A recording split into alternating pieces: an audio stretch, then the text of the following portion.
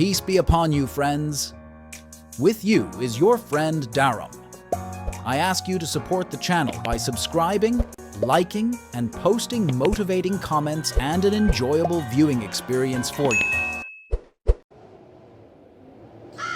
Should I talk to my mother or aunt? Should I talk to my cousin or her husband?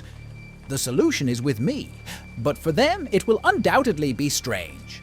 And formulating it as a solution will make it even stranger. The information concerns salt and its spiritual benefits, so to speak. If you told them that sprinkling salt in the house and its corners specifically, and washing its floors with water containing dissolved salt, is very beneficial for the psyches of the household, because their house is charged with strong negative energy that puts its residents in a constantly tense state, and this is the real reason for their ongoing disputes, then they look at me like, "Are you crazy?" This is a sign of optimism, due to their expected reaction. The rate of their acceptance of my words and my advice will depend on several factors, the first of which is their confidence in the source of the information.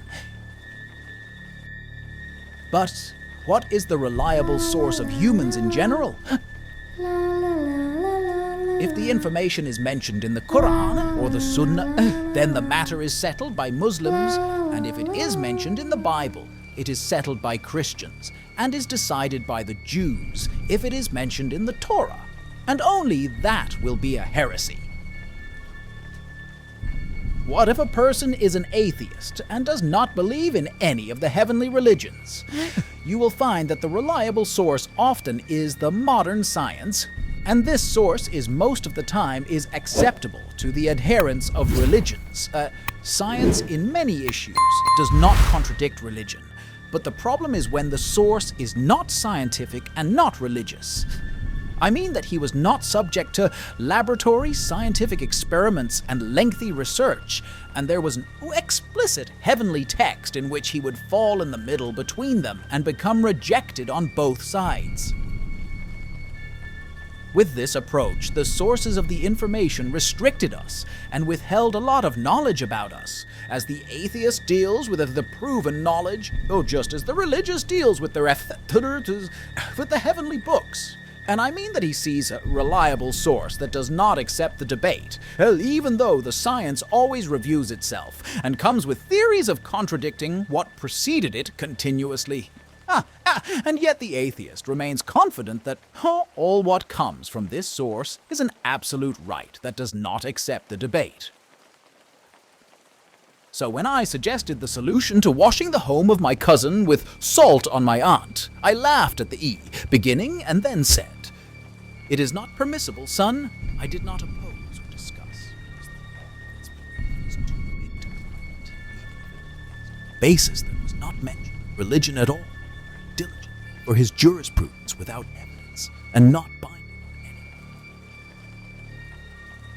The second factor, which may make the information accepted, is to put it under the microscope of the experience and come up with the results that suit our beliefs and what we believe in previously.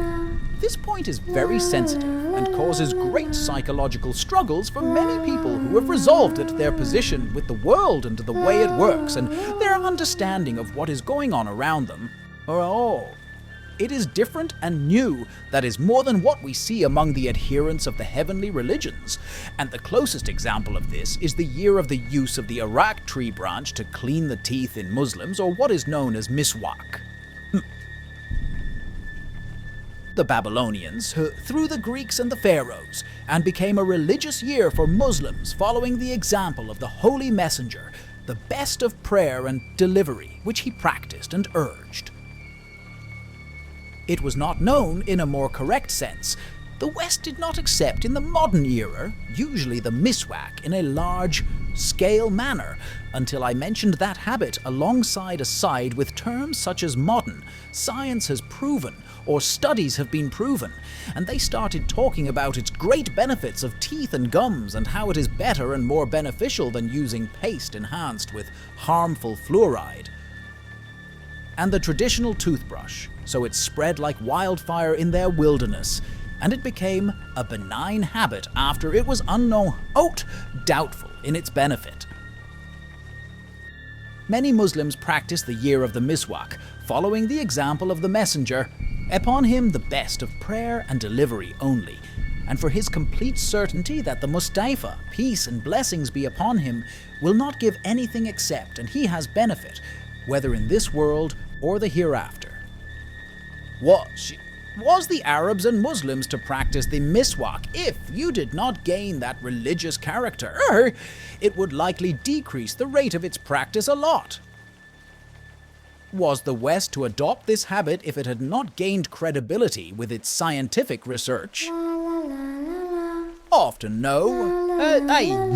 What about the previous civilizations of Islam and the modern era that I practiced for centuries? On what basis I practiced?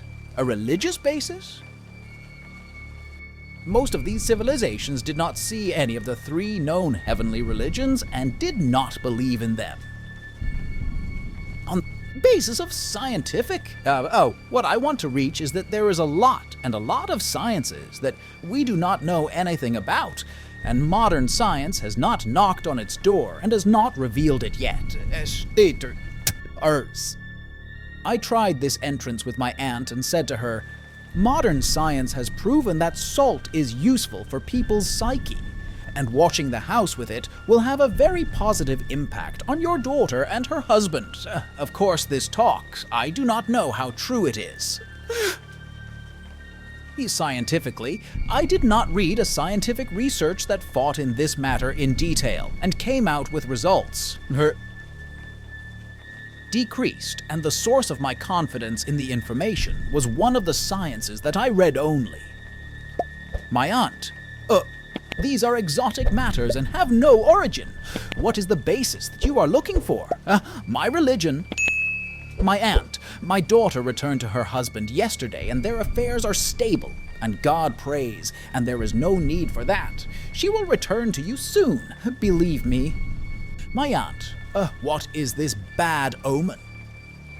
Call her with stability.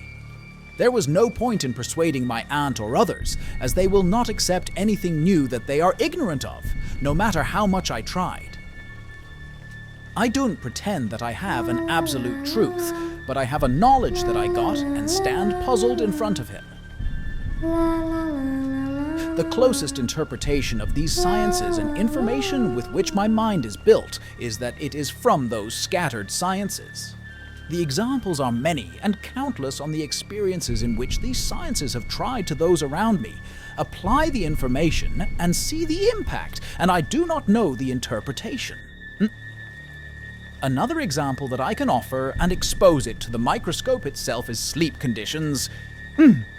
Science advises us of certain situations and forbids us to another healthy principle, the spine and breathing better during sleep, etc. And religion also urges us to sleep on the right part and its abdomen. What if science contradicts religion on this point? What if the flag warns of sleeping on the right part and urged sleep on the abdomen? Everyone will follow what he believes in, but is this evidence of his disbelief in the other? A stressful question when trying to answer it. But what if there is a third premise other than religion and science? I know that the burial of a person in sand, especially in a specific type of sand, is very useful for many diseases and ills, especially psychological and spiritual. Why? I don't know. I know that tacking off the wisdom tooth is a treatment for a disease that I will not mention its name because I do not have scientific evidence or religious on that. Why is it useful? I do not know either. Did he mention these sciences or deal with it forbidden? I do not know. I do not think. I live a whirlpool. I want to shut up. But most of the time I cannot, especially when I see those who suffer in front of me. And the sciences that humans have reached today may be modern for their time, but many of them are undoubtedly not advanced on many predecessor sciences that have ceased long ago. The vanity of a person sometimes prevents him from admitting that there is a predecessor for something, and tries on the purpose of intention, or subconsciously obliterating or not mentioning, the possibility that what he came with is not the new science, and that it may be discovered before and even excelled by his predecessors. With the passage of days, I began to feel a kind of relief towards this extinct flag, or the science of the first, which I do not know about its origin, when I saw some of its implications mentioned in the Quran and the Sunnah, and some also reached the modern science recently, and thus gaining greater credibility for me and the people who tried it with advice from me. But what about the rest of the sciences that nest my head?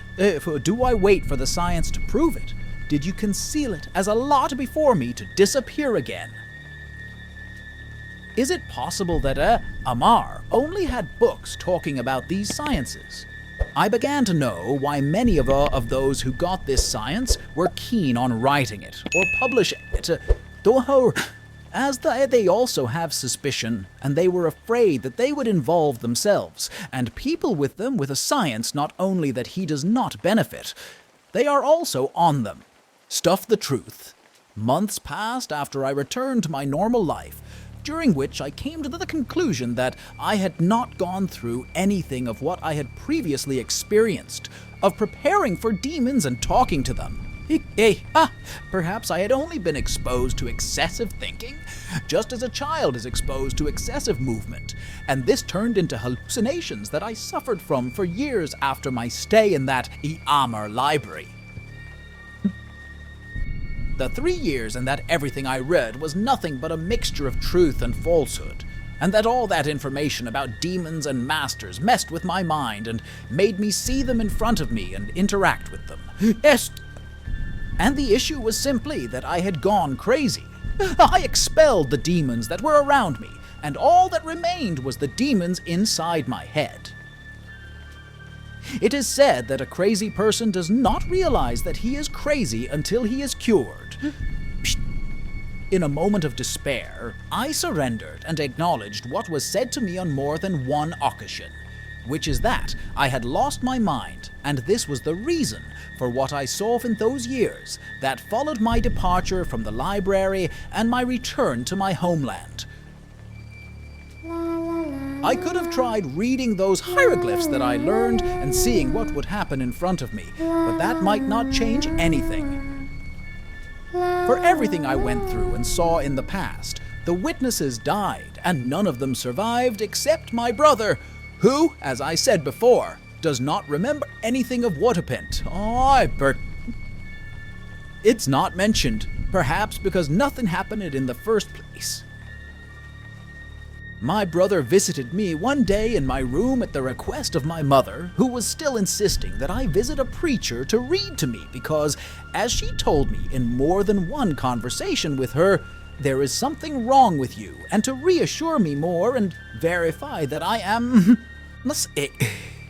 She came back as natural and wanted to obtain accreditation and a certificate as a religious professional.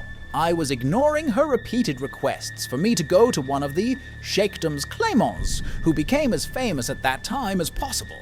I think his name was Abu al-Baras, but my resistance ended and dissipated after my brother entered my room and sat in front of me, smiling and saying, "I will ask you for something that I hope you do not refuse." So I answered him while I smiled back at him. I wouldn't return it if I could.